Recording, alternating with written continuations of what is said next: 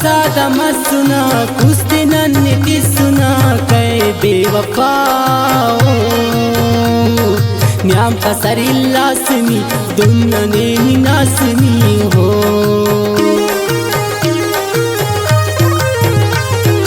दूतिनी नाम करे नीना ने उस्तांदरे सै बेवफाओ तिता गलती करें मैं तो न दोस्ती करें हो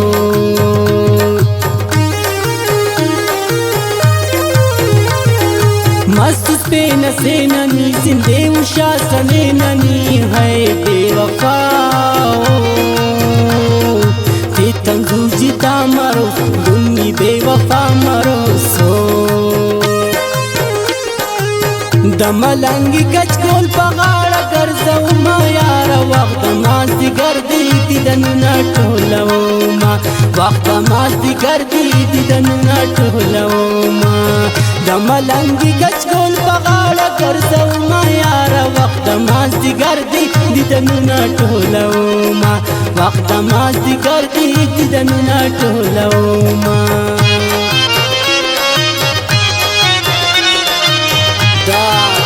शायरी कंट्रोल 76 नसीबुल्लाह सहरना और दा गाना फरमाइश करें 76 नजीर साकी गुलमर्ग टोपन नजीर शहजाद और नसीबुल्लाह सहरना रब्ता नंबर 033 और 1730952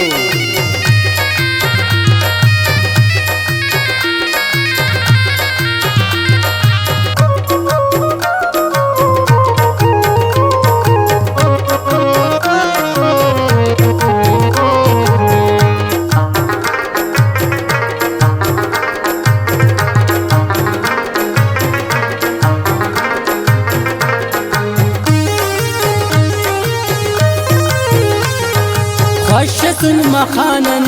नेया ना सिंगानन है बेवफाओ तितन तबाई करो जुमी जिताई करो सो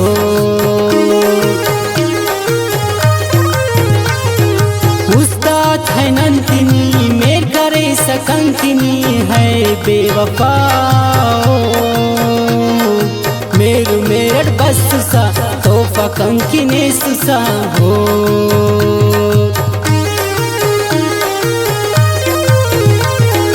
बस सा मिला सनी नाजटी उरासनी है बेवफाओ मखसवाई नासनी चक पदियर सासनी हो पिने प्यार ना बेनंत प्यार से पिने प्यार ना बेनंत प्यार से दा दुनिया दर्दा तशार से ओ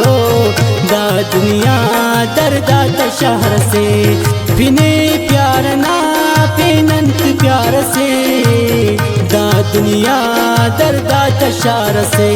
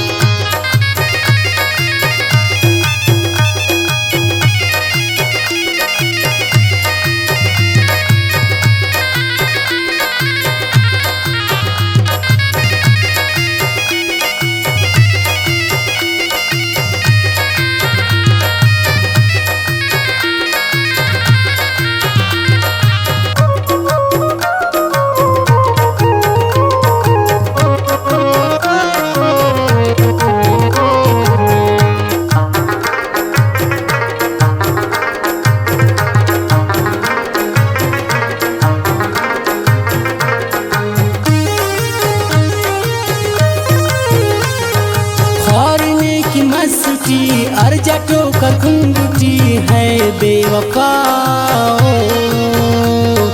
नैना न परवा मत कंतु ने सखा मत हो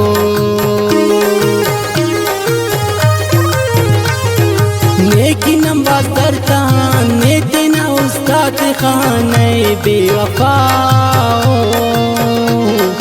हो माता उस कदरे नाना तीता उसी दर्द नाना हो